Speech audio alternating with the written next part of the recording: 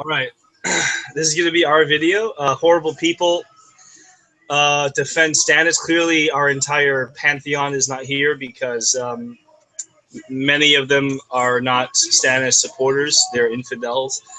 Raven hasn't caught up yet, so we're seeing actually who she supports for the Iron Throne. Funny enough, but this video is defending Stannis Baratheon in his actions and having Shireen Baratheon, the princess, burned alive at the stake. Helmut, was going to take the first crack at why we should defend him? Well, because there's a lot of Stannis fans who are saying, fuck him, fuck him, we don't believe in him, we're leaving, we're going away from all of this. Yeah, the man we thought he was. Go ahead. First thing you should know is that I, as a diehard Stannis supporter, when I saw the scene, everything crashed down for me. Everything sort of fell on me like hellfire from the sky, and I internally dropped to my knees and started sobbing. Although externally I had a very stoic demeanor like this. But throughout that night, it started to sort of swell back. It hurt. It was a very painful experience. It was a very, very hurtful moment in our Stannis, sort of, what's the word I'm looking for? Career. But today, I thought about it. And the truth is, Stannis does need to do what he needs to do. Not for him, per se, but for the good of the realm. Because we saw what happened in Hardhome. We saw what happened. That shit is coming, and nothing can stop it. If anything can give us even more of a fighting chance to save the world from the White Walkers, then he has to do whatever he needs to do.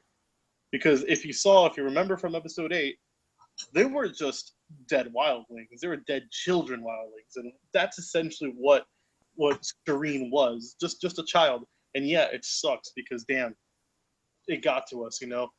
It was a long time coming where people started to respect Stannis, and now those hopes were dashed for other people. But for the other people who understand what he needed to do, we'd have to stand by Stannis. Yeah. The title of this video, other than defending Stannis, is Tony Teflon is a Coward. I am a subscriber to Tony Teflon's YouTube channel. I think he's hilarious. I am planning on purchasing his book. I don't know if you know that he wrote a children's book. It actually looks really good. I want to buy it. I love all of his stuff. All the things he has to say about Stannis Baratheon, and he said in his review of the episode that in his rant that Stannis is a coward. He couldn't even look his daughter in the face, because Tony is a father and doesn't. No parent would want to watch their child burn to death unless you're like the Mad King or something. But I think even he loved Rhaegar. But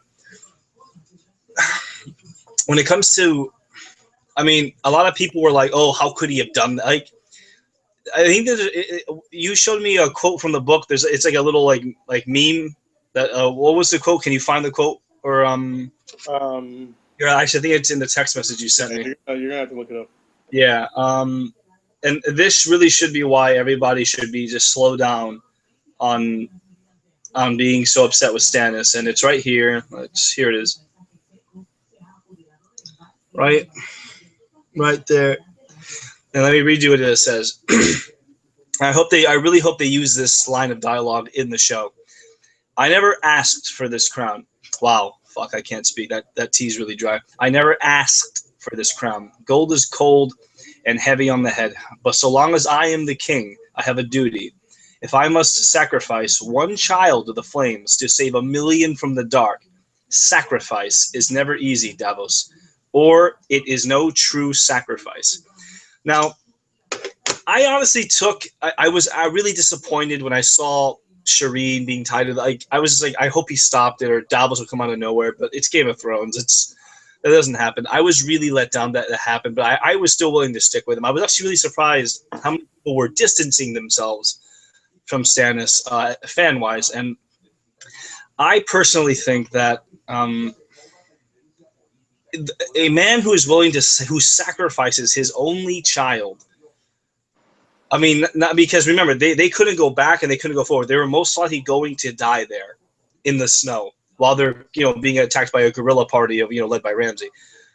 He sacrificed his daughter not only for his troops, who are a lot of them are sellswords and the people loyal to him, obviously.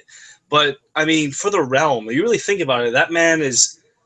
He sacrificed his daughter for the he sacrificed one in the hopes, not even that it's guaranteed, in the hopes that it can save millions, the millions that are in Westeros and all over the world. I mean, last week we saw, the White Walkers. If there's even now, if there was a hope of aliens coming, the war type aliens wanting to come and destroy the human race, and all we had to do was just kill one child to save the billions that are on the earth. You got to weigh that. I mean, in any CIA operation, if the freaking one of their agents or something gets trapped, or anything, you're done. You fuck off. We probably just press the button that's in that activates a chip in your heart and you're dead.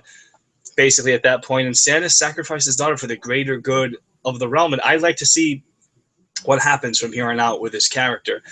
I love Stannis. I didn't like that he did it, but I can understand why he did it. His men hopefully will be undying followers to him. Those sellswords are probably, some of those sellswords are like, holy shit, a child just burned to death in front of us. And now I hope his men will never, their resolve will never break, their spirits won't go down, and those snows will hopefully melt, because we saw what a little bit of Kingswood and the Leeches did. Robb Stark is dead, Joffrey is dead, Balon Greyjoy, he's on his way out. I honestly, what do you think an entire blood bag of little Shireen is gonna do?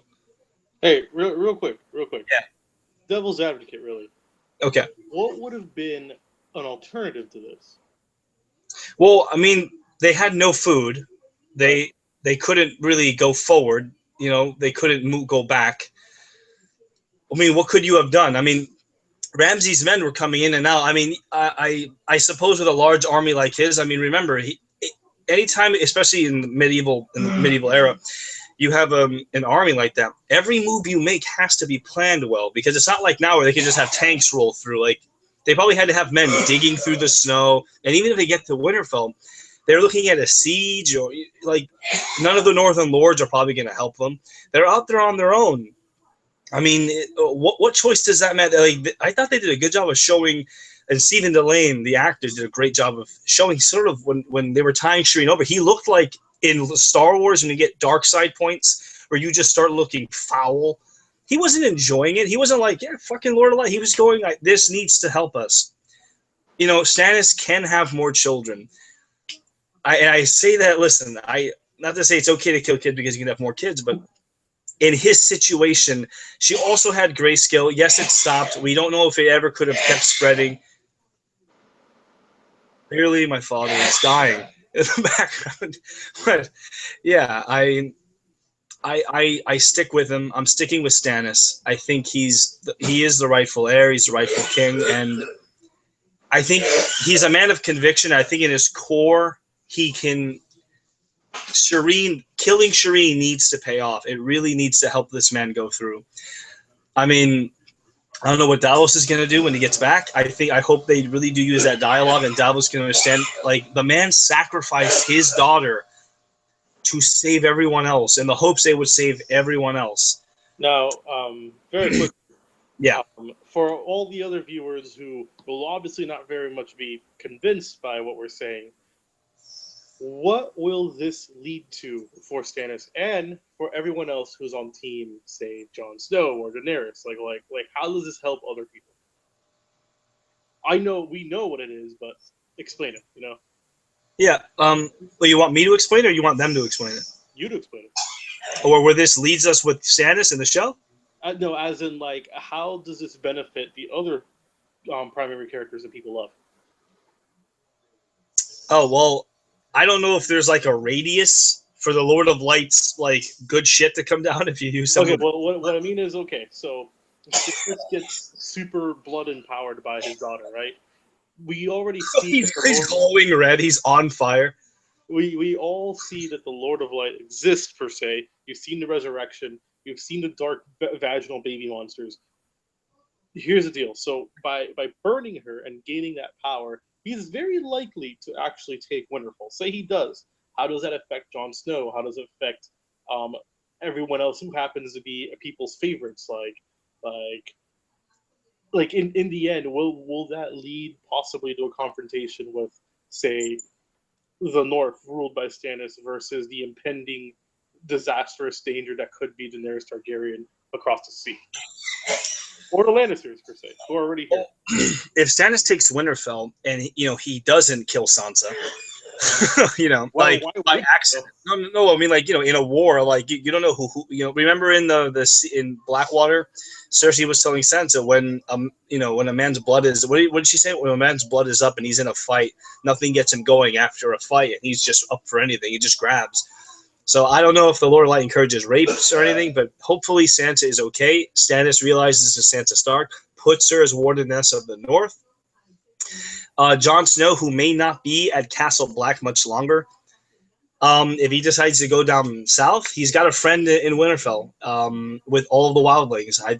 Littlefinger is coming with that army.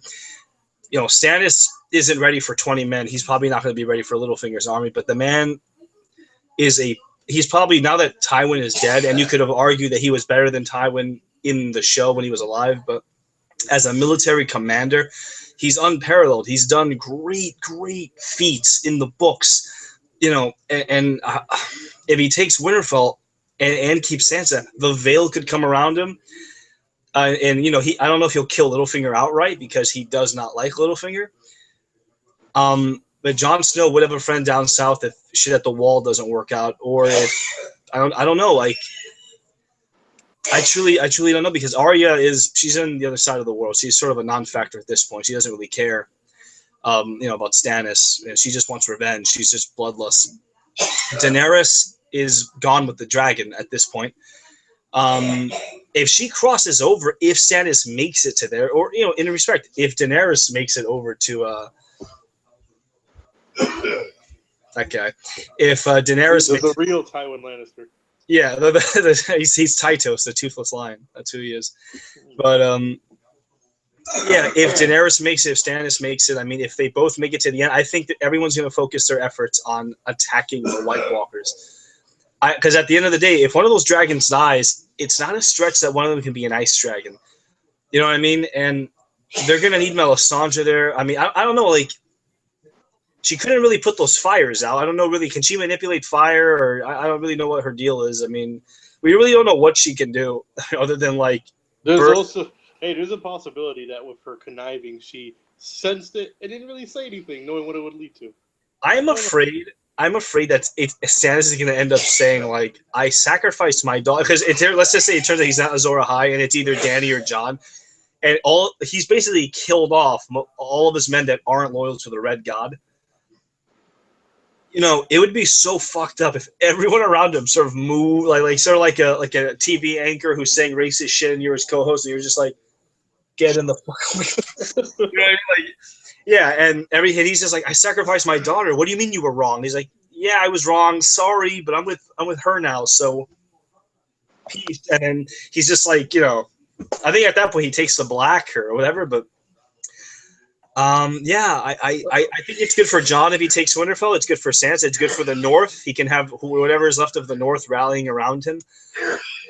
The only people down south who could really stand a chance against him, not only are Randall Tarley, but that's not he's sort of part of a bigger issue, which is the Tyrells and the Lannisters. And if you take Kevin out and what's left of the Lannister army, I mean, the Lannisters and the Tyrells together, I think, make 100,000 or about close to that.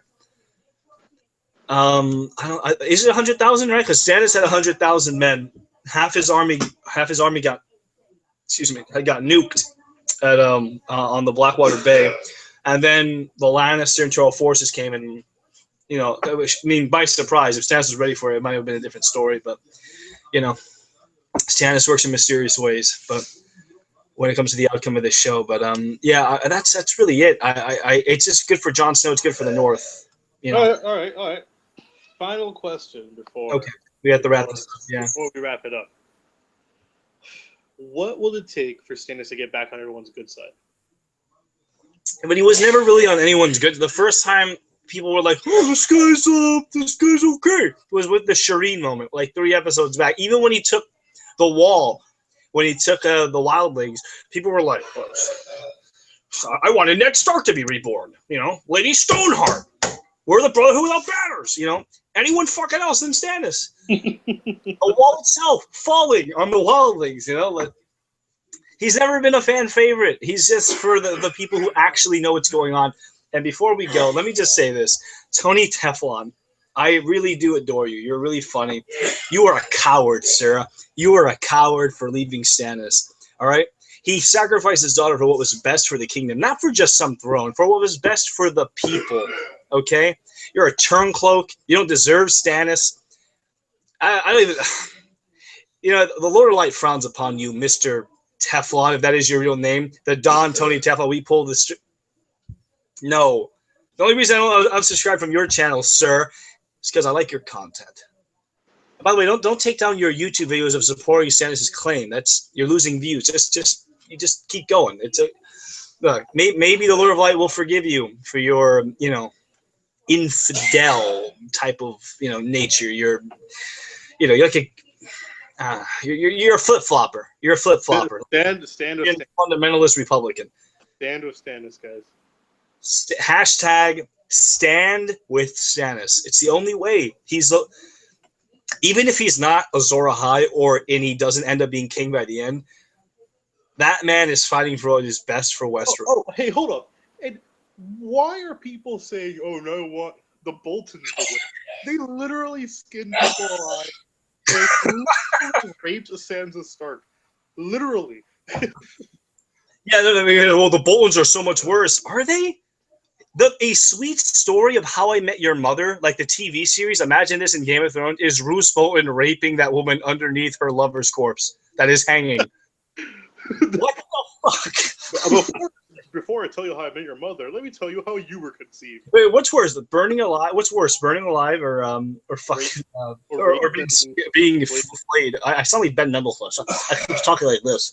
I would prefer to go up in flames for the grand total of 30 seconds it takes, maybe less. Inhaling all the fires into your lungs and your throat, but yeah. Breathe on it, then being slowly skinned alive.